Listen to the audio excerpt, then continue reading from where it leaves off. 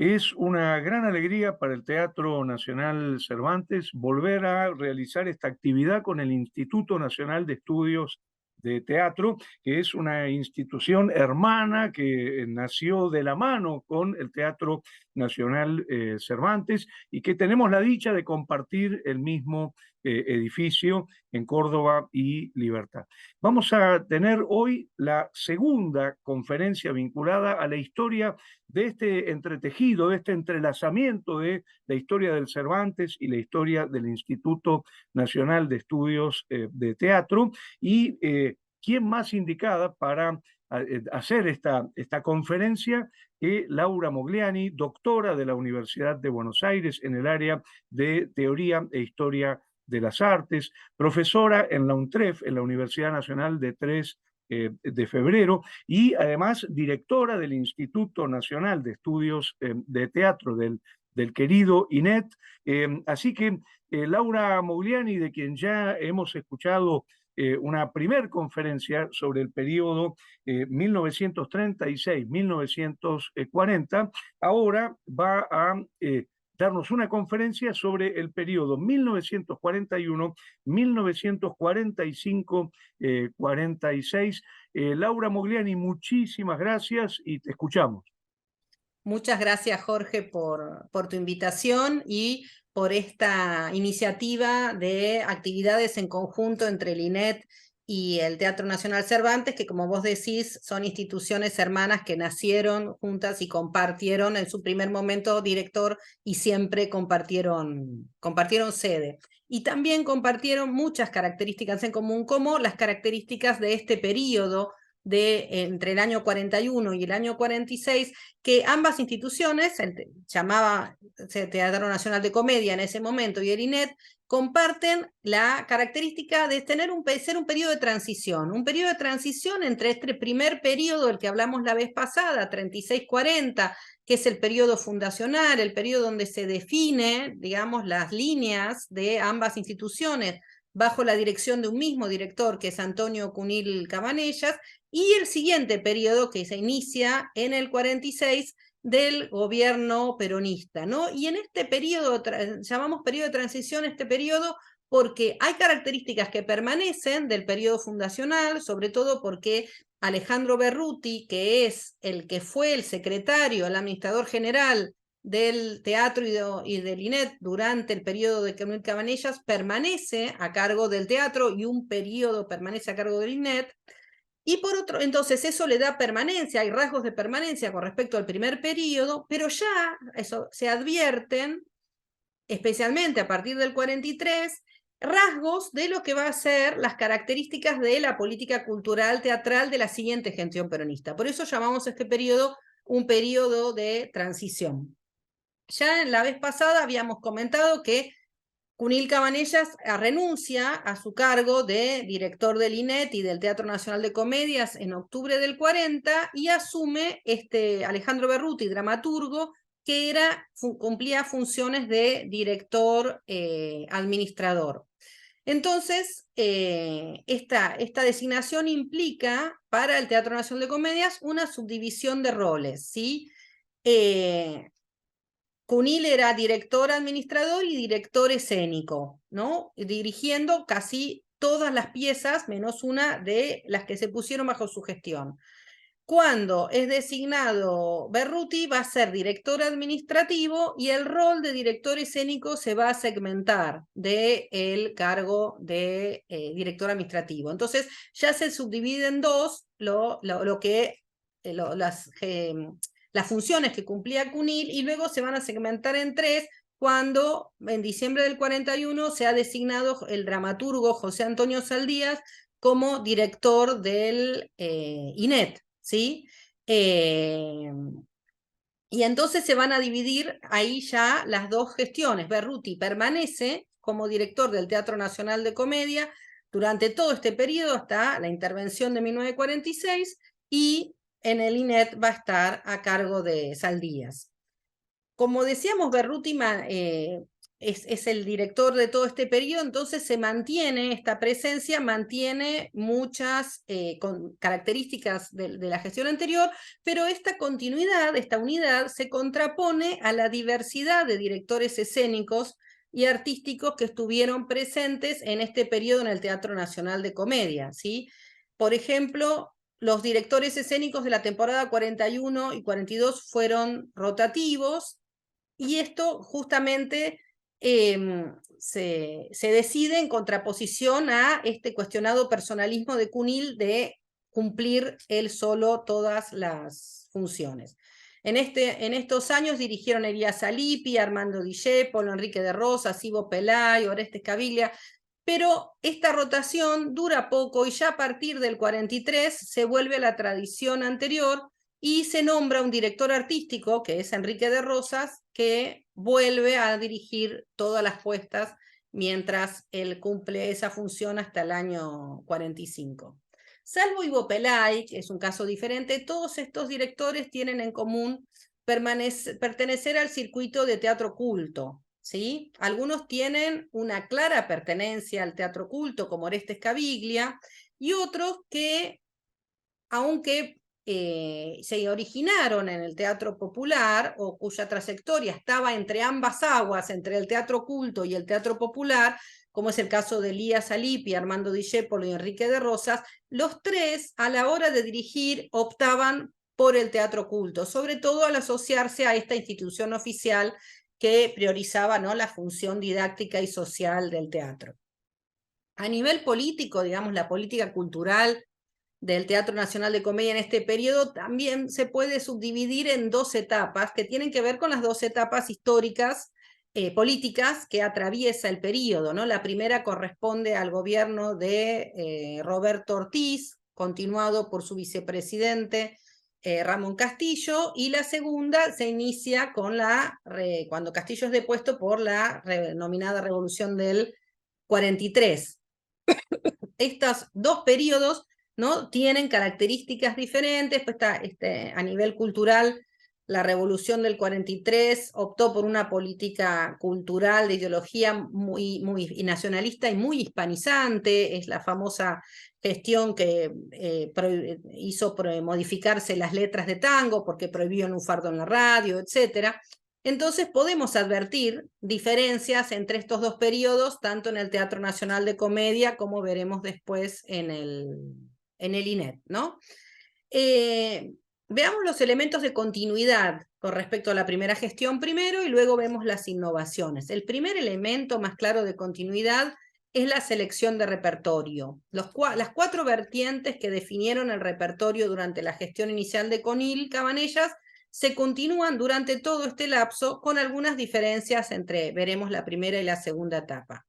En primer lugar, el mayor número de obras estrenadas corresponde a reposiciones de obras de nuestro pasado teatral. Esa sigue siendo, como la gestión anterior, la prioridad, y con esto se buscaba revalorizar y difundir las obras de nuestra tradición nacional.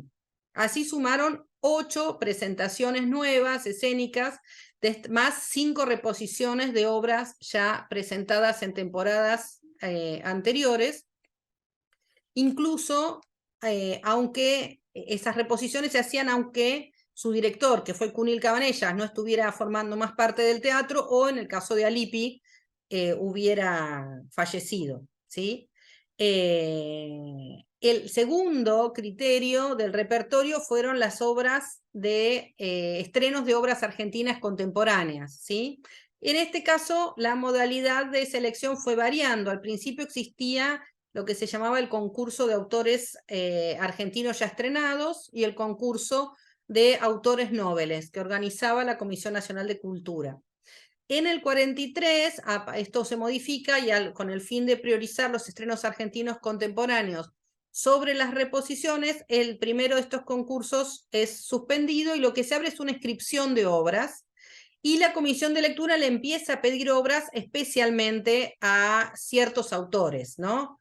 Por ejemplo, luego del éxito anterior de Ollantay, de Ricardo Rojas, y en consonancia con este espíritu americanista, y visto, bueno, el gran prestigio literario del autor, se le solicita otro texto a Rojas, que va a ser la Salamanca en 1943. Y en total, entonces, en este segundo rubro se van a presentar 4 obras de autores argentinos ya conocidos. En cuanto a los autores nobles, que es el tercero de los ejes, se presentaron 6 obras en total, siempre fruto del concurso organizado por la Comisión Nacional de Cultura. A partir del año 43, lo que podemos ver es que estas obras pertenecen al nativismo teatral, ¿sí? Como, por ejemplo, La cruz en la sangre de Luis Mosti o Tierra extraña de Roberto Bagni. Entonces, esto está iniciando la revalorización y el resurgimiento que el nativismo tendrá durante el siguiente periodo peronista. Y en cuarto lugar, en cuanto al repertorio extranjero, este estuvo solamente formado por 4 obras, y una en la primera de la etapa del periodo, y la única de autor latinoamericano es la Comisión Nacional de Cultura invita al autor uruguayo Edmundo Bianchi, muy reconocido en su país, a estrenar Los sobrevivientes en el Teatro Nacional de Comedia en el 42. Otras 2 responden a esta manifiesta intención de la gestión iniciada en el 43 de incrementar la presencia de los clásicos en el teatro, y sobre todo por su marcado hispanismo de la dramaturgia española. Por eso se va a presentar El hombre de mundo de Ventura de la Vega en el 43, que es un caso peculiar porque rescata una obra del pasado estrenada en 1855 por un autor de origen argentino en España y que era desconocida en la Argentina. Y la segunda obra es Los intereses creados de Jacinto Benavente, que se va a poner en el 45, y que fue muy relevante esa apuesta porque fue acompañada de la visita de la autora a Buenos Aires y asistió a una función en su honor en el teatro. Y bueno, la cuarta fue El mercader de Venecia de Shakespeare, ¿no? Presentado con una gran producción en el 44, sustentando este criterio de presentar etapas del clásico universal, y que realmente también fue un espectáculo de mucho éxito, por lo cual se redujeron ese año a solamente 3 obras presentadas por el éxito que tuvo esta apuesta.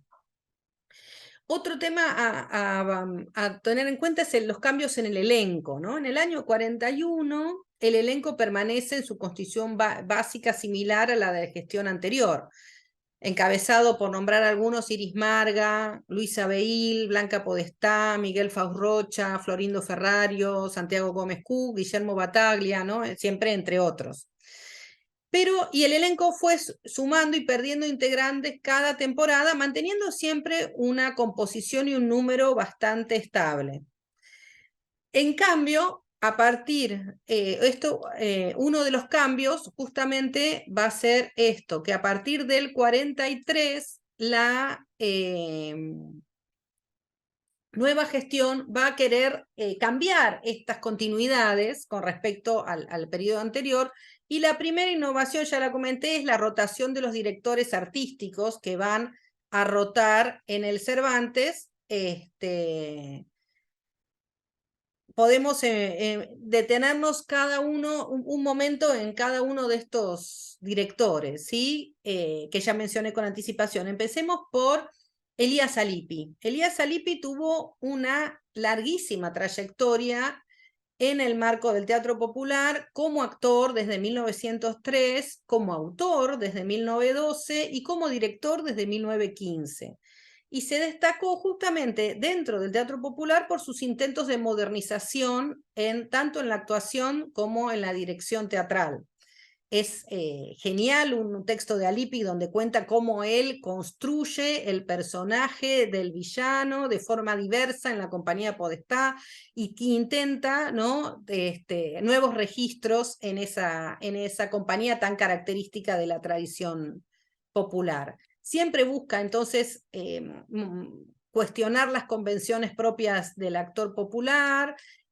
También se diferencia de este actor popular por su creencia en la necesidad de la formación, integró por eso el Conservatorio Labardén, le daba una gran relevancia al rol del director teatral, consideraba que el director era una figura decisiva en la puesta en escena, porque era el que decidía la obra, la formación del elenco, bueno, le daba muchísima importancia a ese rol, y puso al frente de su compañía junto con Muñoz, la compañía Muñoz Lippi tuvo una extensa trayectoria con una heterogeneidad muy grande en su repertorio, y eso hizo que dirija tanto teatro cómico como popular como teatro culto.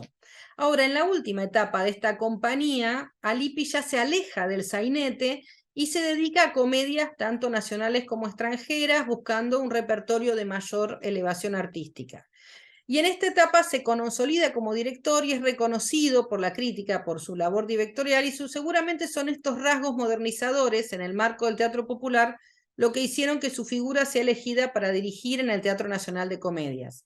Ya Lippi había sido el único director que había dirigido una obra durante la gestión de Cunil Cabanellas, que había sido Calandria, de Martiniano Leguizamón, una obra nativista en el 39, y obra que él mismo había dirigido ya en el 1916 con su propia compañía, y él regresa a la escena oficial en este periodo con Martín Fierro, de José Hernández, en la teatralización de José González Castillo en el año 41. Esta obra, bueno, se vuelve a reponer en el 42 en homenaje a su director, porque justo fallece Lippi, y a principios del 42, y se repone en el 42 en homenaje a él. Bueno, para esta obra el elenco estable tuvo varios desafíos, como tuvo que ser reforzado por actores, por músicos, por bailarines folclóricos, por el requerimiento de la pieza, y entre ellos ingresan, ¿no?, a la escena del teatro actores populares como Enrique Serrano y Francisco Álvarez. Otro elemento que fue muy importante para esta apuesta fue la música, que estuvo a cargo de Isidro Maistegui, que compuso las partituras folclóricas originales, tanto para los intermedios como para las canciones o bailes que se incluían en estas puestas nativistas. Realmente Martín Fierro fue un verdadero suceso de público, se sumaron 122 representaciones en el 41, fue un éxito extraordinario que, como les decía, hizo que se postergara para el año siguiente el siguiente estreno. Inclusive elevaron el costo de la entrada debido de $1 a $1.50, debido a los gastos extraordinarios que demandó su producción, y aún así las localidades se agotaran. Luego hicieron 57 representaciones más, como les decía, póstumas, en homenaje al director en el 42.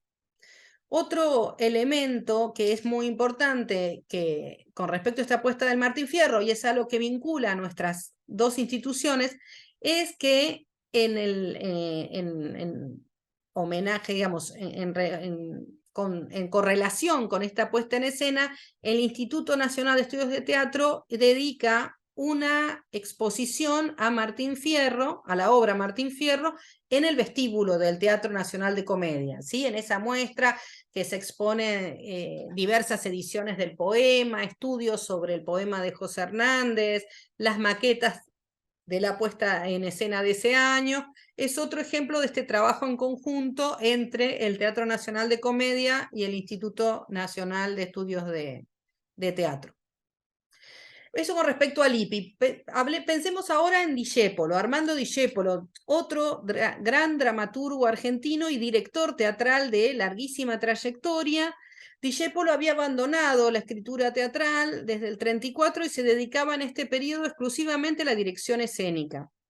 A pesar de haberse intentado incluir desde el inicio de su carrera en el campo teatral culto, con su obra dramática no lo consiguió, y su figura ocupa un lugar más marginal en la historia, en el campo intelectual, hasta la década del 60, donde su figura va a ser revalorizada, reconocida, ¿no?, y legitimada por la historia teatral y la teoría teatral. En sus primeras obras toma como modelo el realismo, se incluye en un proceso de modernización teatral que se inicia en la década del 20 y del 30, pero como les decía que no tienen gran éxito estas obras realistas, entonces desarrolla una gran trayectoria en el teatro popular, donde comienza a escribir primero sainetes en colaboración y luego va a dar van a ser su gran obra, ¿no? Que del grotesco criollo, que son los sus textos más revalorizados por la crítica teatral posterior, ¿no? Pero este impulso modernizador de Discépolo no se suscribe a su labor dramática, sino también como director de escena. Como director, por ejemplo, pertenece junto a Cunil Cabanellas al grupo del Núcleo de Escritores y Autores del año 34, que es un grupo modernizador, y es en reconocimiento de esta trayectoria que Discépolo es convocado en el 41 por el Teatro Nacional de Comedia para dirigir 2 reposiciones de nuestro pasado teatral. Primero dirige El Puñal de los Troveros, de Belisario Roldán, y luego Mamá Culepina, de Enrique García Belloso. Y después va a dirigir 2 estrenos, que son 2 obras ganadoras de los concursos realizados por la Comisión Nacional de Cultura. Algo triste que llaman Amor, de Armando Mock, y del concurso de autor Nobel, Las ilusiones realizadas, de Vicente Casano. Además, en 1942, Armando Discépolo es designado director del elenco complementario, que fue creado para que el Teatro Nacional de Comedia extienda su labor hacia el interior del país, no circunscribiendo como su presencia solo a la ciudad de Buenos Aires. Vistas las dificultades que implicaban la organización de las giras del elenco estable del Teatro Nacional de Comedia, la Comisión Nacional de Cultura decide subsidiar una compañía teatral para que presentase sus obras en gira por el interior del país y así estimular la actividad teatral en todo el país. Y con ese fin organiza un concurso al que se presentan diferentes compañías teatrales, entre la que es seleccionada el elenco dirigido por Armando Discépolo. Y este elenco presenta un conjunto de 9 obras de autor nacional, tanto tradicionales como modernizadoras, en diferentes localidades del país, realizando un total de 226 funciones. El siguiente director que es convocado es Orestes Caviglia. Orestes Caviglia es un reconocido actor y director, tanto teatral como cinematográfico, y que a diferencia de los anteriores pertenece desde el inicio de su trayectoria a la vertiente del teatro culto. Su formación actoral la recibe en la Escuela Experimental de Arte Dramático dirigida por Jacinta Pezzana en Montevideo, donde inicia su carrera actoral en 1920, que luego se extiende, ¿no?, a ambos márgenes del Río de la Plata, y en el 42 es convocado para dirigir en el Teatro Nacional de Comedia la reposición del Halcón de José León Pagano e Islas Orcadas de los autores nobles José Manía Moner Sanz y Román Gómez Macía. Estas 2 puestas son la primera participación que va a tener Orestes Caviglia en la dirección del Teatro Nacional de Comedia y van a ser el inicio de una larga relación entre Caviglia y el teatro oficial, porque luego de esta experiencia debe exiliarse por motivos políticos y es convocado a dirigir la Comedia Nacional Uruguaya entre 1951 y 1955, y luego al regresar al país, luego de la caída del gobierno peronista, fue designado director de el Teatro Nacional de Comedia, que en ese momento ya se llamaba Teatro Nacional Cervantes, entre el 56 y el 60, y por eso una de las salas del actual Teatro Nacional Cervantes lleva su nombre, en recuerdo y homenaje a su trayectoria en el teatro. El siguiente director que es convocado es Ivo Pelay, y es el único director de los convocados que pertenece exclusivamente al campo teatral popular. Tuvo una extensa trayectoria como autor teatral, guionista, radial y cinematográfico, periodista, así como autor de letras de tangos, de canciones, y la mayoría escritas para estrenar en la escena. Tiene una extensísima obra dramática que se inicia en 1911, tiene más de 200 títulos, escritos tanto en forma individual como en colaboración, y escribe dramas, sainetes, comedias musicales, revistas, y para el Teatro Nacional de Comedia dirige solamente la reposición de Los Mirasoles de Julio Sánchez Gardel en 1942. Y luego tenemos a Enrique de Rosas. Enrique de Rosas ingresa al campo teatral proveniente del circo, donde se desempeñaba muy joven como clown, pero al poco tiempo abandona las técnicas circenses y dirige su trayectoria hacia el teatro considerado culto, ¿no?, sin nunca abandonar los procedimientos del actor popular que marcaron su inicio, pero él considera a la actuación un oficio de aprendizaje profundo, formal, por eso incluso se incluye como profesor del Conservatorio Nacional en 1930, tiene un respeto total por el texto dramático, cosa que el actor popular no tenía, mantiene una disciplina muy firme de trabajo, tiene, y en esto se diferencia entonces del actor popular. Pero su formación actoral parte de esa primera instancia de la observación del trabajo de sus colegas y sus maestros de procedencia del teatro popular, sobre todo Pablo Podestá y Roberto Casó, y en una segunda instancia se va a formar dentro de esta línea actoral culta como miembro de la compañía de Camila Quiroga, que era de esta tendencia. Inicia su labor como director cuando forma su propia compañía junto a su esposa Matilde Rivera, creando la compañía Rivera de Rosas, ¿sí? Que tiene una enorme trayectoria desde 1923, donde se destacan por su intento de modernización, por su interés por poner al alcance del público piezas universales. Por ejemplo, adquirió una gran relevancia las 5 funciones que realizó en abril de 1941 del Fausto de Goethe en el Luna Park. Fue realmente esto un acontecimiento muy relevante en lo que respecta a la fusión de lo oculto y lo popular en la historia del teatro argentino, y suponemos que esta debe haber sido la razón por la que fue elegido para dirigir el Teatro Nacional de Comedia en 1942, y luego va a ser designado director artístico del teatro entre el 43 y el 45. En el 42 lo convocan para dirigir 2 obras, y luego ya cuando lo designan director artístico va a dirigir todas las obras del periodo, tanto las reposiciones de nuestro pasado teatral, como El Sargento Palma o Los Conquistadores del Desierto, como las obras de autores ya conocidos, como los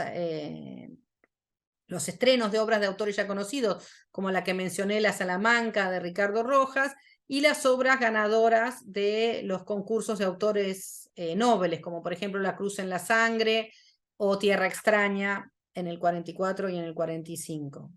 También dirige todas las obras de autores extranjeros presentadas en el periodo, como ya habíamos mencionado, El Hombre de Mundo de Ventura de la Vega o El Mercader de Venecia, Los Intereses Creados, ¿sí? Dirige todas las obras del periodo.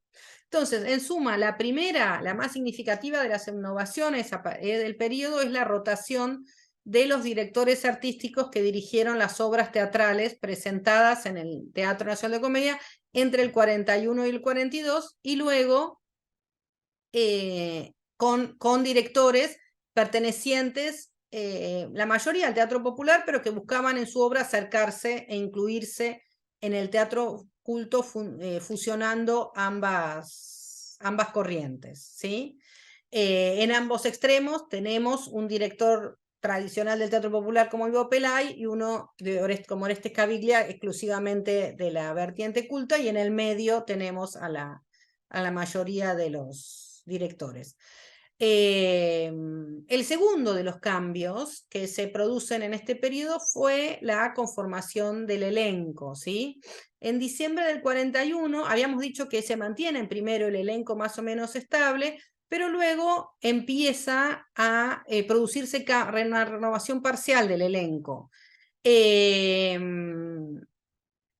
La crítica periodística reclamaba esto, la crítica periodística reclamaba que el elenco se conforme con una selección de los mejores actores de nuestra escena y no debido a decisiones políticas, y por eso a partir de febrero del 42 se abre la inscripción a aspirantes para ingresar al elenco del Teatro Nacional de Comedias. Y resultan ganadores en este primer concurso actores como la actriz Hilda Bernard, Emilio Julio Vieira, Mario Giusti, entre otros, que se incorporan al elenco. Y la tercera y última innovación del periodo continúa en realidad la intención de difundir el teatro en el interior del país y el deseo de extender el apoyo que acompañaba al Teatro Nacional de Comedia desde su creación, y es la creación que ya mencionamos del nuevo elenco, diverso al del Teatro Nacional de Comedias, especialmente para realizar giras por nuestro país y fomentar y estimular el desarrollo en el interior, que ya nos referimos a ella cuando hablamos de este elenco complementario para giras que dirige Armando Discépolo. Entonces, estas innovaciones son los directores rotativos, el elenco complementario para giras y la conformación del elenco estable por concurso. Son bien propias de la primera etapa de este periodo y no se continúan, y a partir del 43 se vuelve en estos aspectos al funcionamiento original, ¿sí? Como les decía, dirige siempre el director artístico.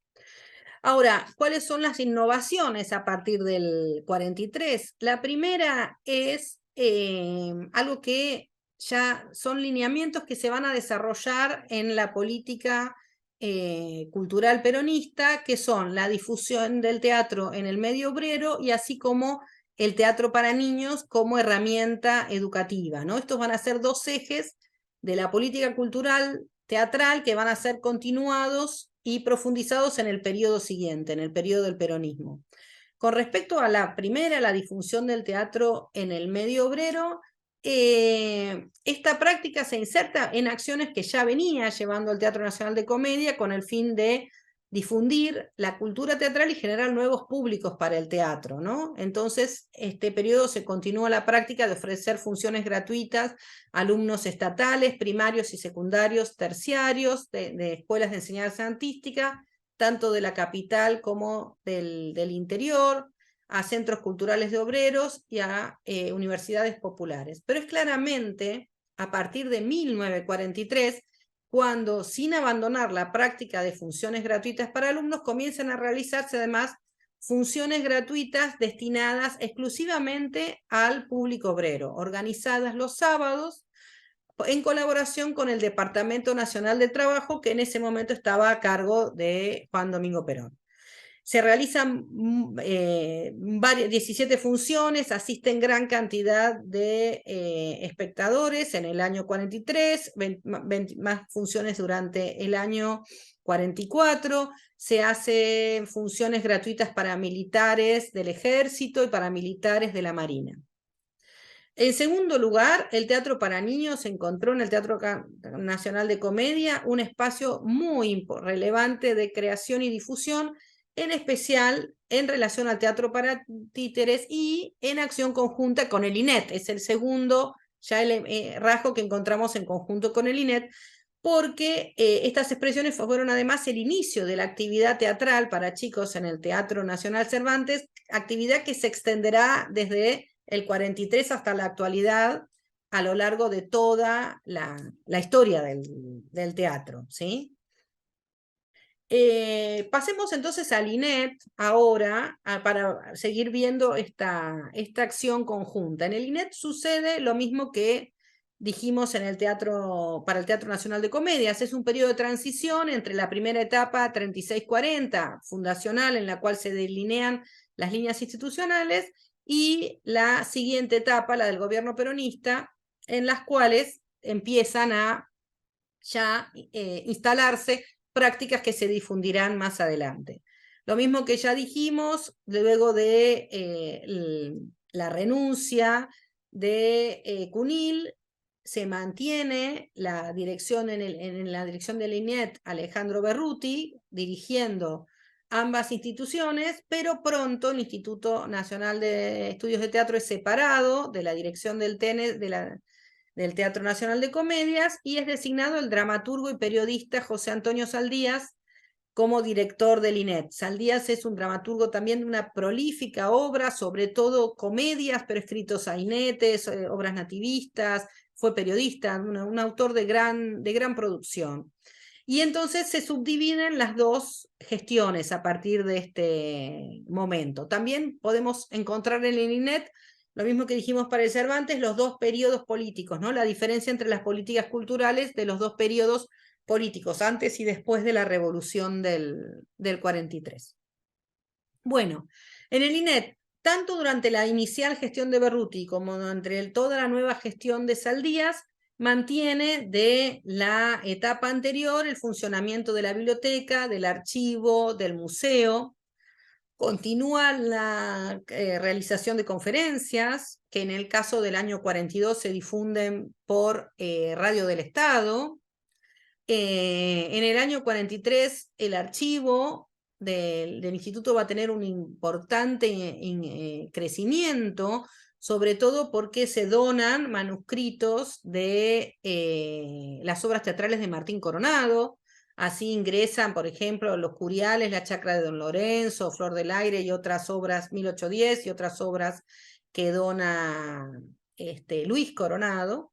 También la señora de Soria lega a Linet elementos personales de Soria, se dona también un retrato de la doctrina Guevara y gran material al archivo.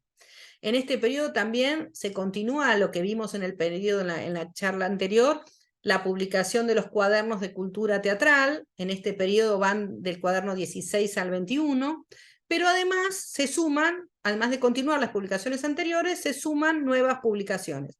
Por ejemplo, a partir del 43 se publica el Boletín de Estudios de Teatro, ¿no? Con el objetivo de divulgar sobre todo documentos sobre la historia del teatro argentino, información sobre la bibliografía teatral publicada recientemente, así como, por supuesto, difundir las actividades que hacía el propio INET.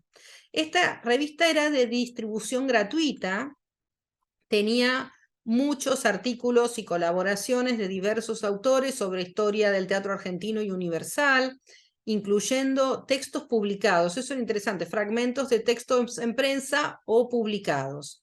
También tenía mucha información sobre la actividad teatral contemporánea, publicaban un censo de salas teatrales existentes en el país, estadísticas de las representaciones anuales, y como vamos a ver, se destaca la presencia de material de teatro para niños y teatro de títeres, que es acompañando, ¿no?, la iniciativa del INET y su interés por este tipo de teatro. Y también tenía una separata especial para alumnos del colegio secundario, donde se desarrollaban los contenidos vinculados al teatro que eran obligatorios en ese nivel educativo. La dirección del boletín, desde su creación en el 43 hasta su fallecimiento en el 46, siempre estuvo a cargo, que fueron 13 números que se publicaron entre esos años, y estuvo a cargo siempre de José Antonio Saldías. También el INET publicó la colección Biblioteca Teatral, conformada por diversas secciones, ¿sí? La sección Obras consistió en la publicación de obras dramáticas de autores argentinos editadas entre el 42 y el 46. Cada volumen estaba dedicado a una obra dramática y tenía un estudio preliminar sobre la obra y el autor, así como la recopilación de las críticas periodísticas recibidas en el momento de su estreno. Eso me parece una fuente valiosísima para el estudio de una obra. Bueno, fueron 7 tomos de esta colección, para no aburrir leyendo todos: El Sargento Palma, de Martín Coronado, Los Mirasoles de Julio Sánchez Gardel, Martín Fierro, la teatralización de José González Castillo, que se estrenó en el Cervantes, El Hombre del Mundo de Ventura de la Vega, que se estrenó en el Cervantes, Los Conquistadores del Desierto, que también, ¿no? Todas las obras que se estrenaron en el Cervantes. También esta biblioteca teatral tuvo una sección crítica y ensayos, donde se publicó en el 44 un estudio fundamental para la historia del teatro argentino, que es El Teatro en Buenos Aires durante la época de Rosas, de Raúl Castañino, que es una contribución fundamental a la historia del teatro, ¿no?, en el periodo comprendido entre 1829 y 1852. También se publicó una antología de músicos del sainete argentino en ese periodo. También en este periodo continúa trabajando el INET en conjunto con el Teatro Nacional de Comedia. Como decíamos, el primer hecho fundamental es la exposición que organiza en el año 41 sobre el poema Martín Fierro de José Hernández, que se estaba presentando en ese momento en el Teatro Nacional de Comedia, con la teatralización de José González Castillo y el protagonismo de Miguel Faurrocha. Ya comenté que se inaugura en el vestíbulo del Teatro Nacional de Comedia, o sea que todo el público veía la exposición al ingresar. a la sala, tenía sobre todo ediciones de la obra, traducciones de la obra, estudios sobre el Martín Fierro, pero también tenía las maquetas escenográficas de la puesta en escena, realizadas por el escenógrafo Gregorio López Naguil para justamente esta puesta en escena. Tenía fotografías, por ejemplo, retrato de José Hernández, fotos de su casa natal. Para hacer esta exposición, el INET contó con la cooperación de la Biblioteca Nacional, de la Comisión Nacional de Bellas Artes, y la verdad que esta exposición tuvo una amplia repercusión en la prensa contemporánea, muchísimas visitas, muchísimas felicitaciones. Tenemos registrado más de 66.000 personas la visitaron y más de 4.000 alumnos de escuelas de la capital y del Gran Buenos Aires la visitaron. También el INET desarrolló nuevas actividades en este periodo y una fundamental fue el primer concurso de teatros independientes. Esto es muy importante porque fue realizado en el año 1942 y su objetivo era difundir al público la labor vocacional que realizaban los teatros de aficionados. Pero realmente esta iniciativa es importante porque constituyó el primer intento de apoyo desde el teatro oficial al circuito del teatro independiente, que es de fundamental relevancia en la modernización de nuestro campo teatral desde su inicio, ¿no? En 1930, y fue otra acción conjunta que se realizó con el Teatro Nacional de Comedia, ya que el concurso se realizó en su sala. En este primer concurso participaron 10 grupos, entre ellos el Teatro Experimental Renacimiento, que obtuvo el Gran Premio de Honor, la Asociación Cultural Florencio Sánchez, que obtuvo el primer premio, el Teatro de los Bancarios, que obtuvo el segundo premio, y después teatros que, aunque no obtuvieron premios, continuaron existiendo en los años siguientes, como el Teatro Libre Florencio Sánchez, el Teatro Experimental de Buenos Aires, también tuvo un gran éxito de público.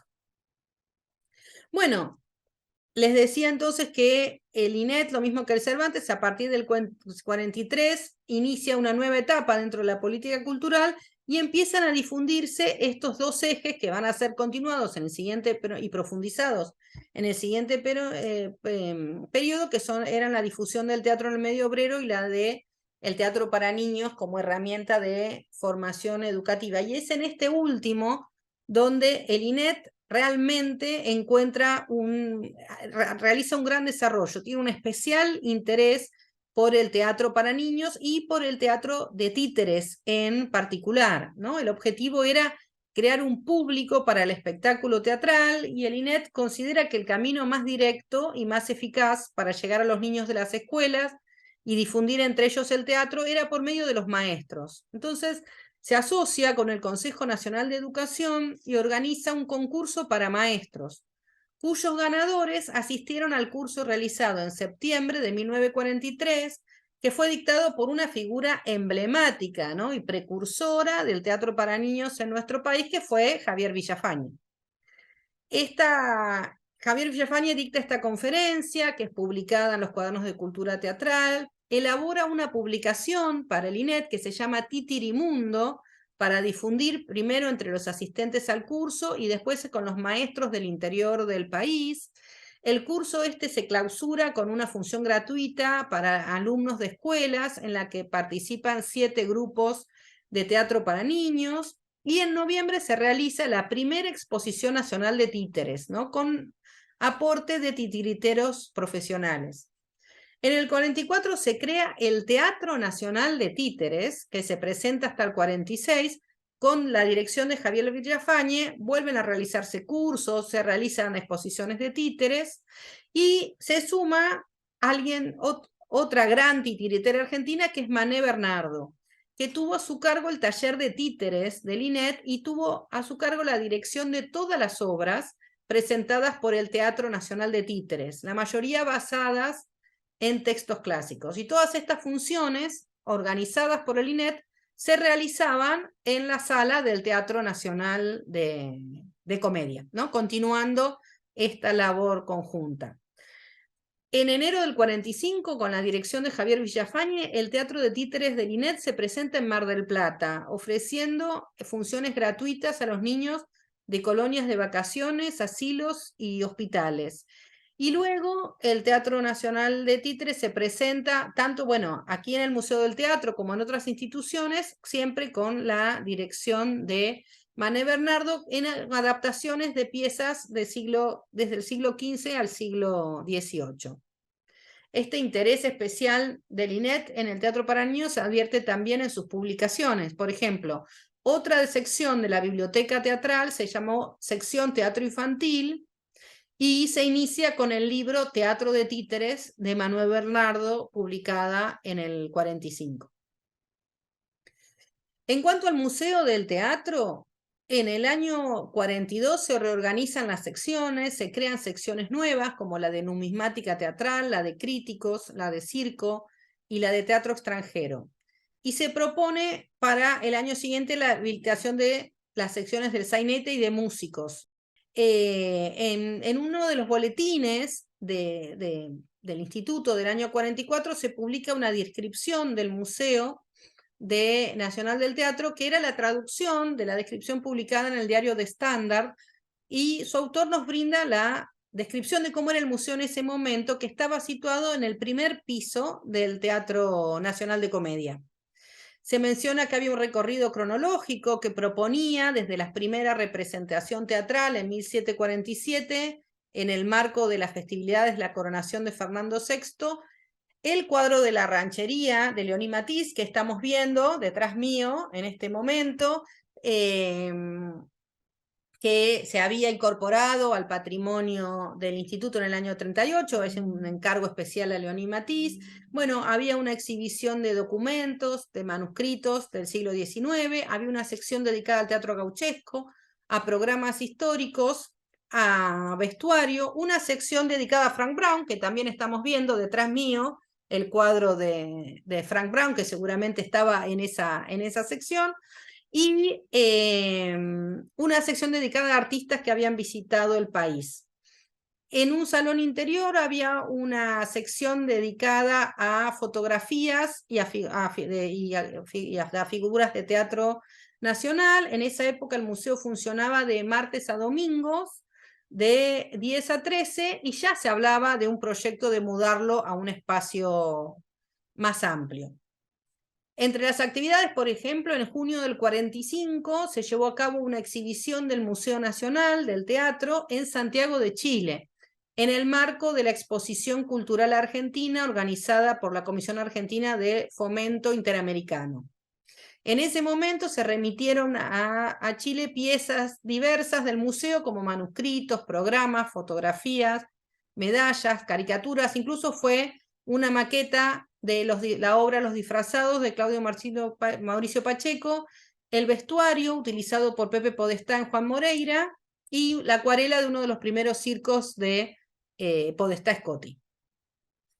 Bueno, el 13 de marzo de 1946 fallece José Antonio Saldías mientras ejercía como director del INET y es reemplazado muy brevemente por el crítico, director y periodista Edmundo Guibur, hasta que renuncia en junio del 46 porque en ese momento se produce el cambio en el gobierno nacional al asumir la presidencia de la nación Juan Domingo Perón, y eso va a dar origen a una nueva línea en la política cultural nacional, y eso va a dar origen sobre todo a una nueva etapa en la gestión del INET como del Teatro Nacional de Comedias, que será fruto de una próxima charla.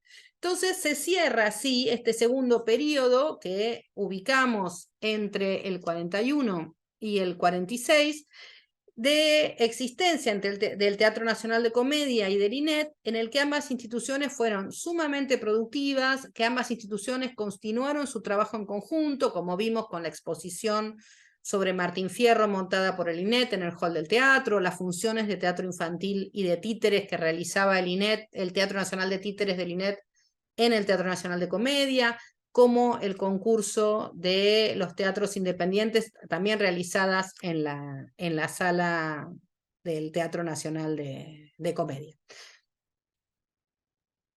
Muchísimas gracias, Laura Mogliani. Excelente este recorrido que nos has planteado de la historia del Cervantes, de la historia del INET y del entrelazamiento de las dos instituciones hermanas. Muchísimas gracias. Bueno, y esperamos tener muy pronto subido el próximo capítulo de esta historia que estamos haciendo dentro de lo que llamaríamos el marco del primer siglo de historia del Teatro Nacional Cervantes y de la historia del Instituto Nacional de Estudios de Teatro. Laura Mugliani, muchísimas gracias. Gracias a vos por la invitación y bueno, ojalá nos encontremos pronto en la tercera conferencia que ya sobre el peronismo, que ya no va a estar a mi cargo, sino de otro colega de la institución. Exacto, exactamente. Un gran abrazo.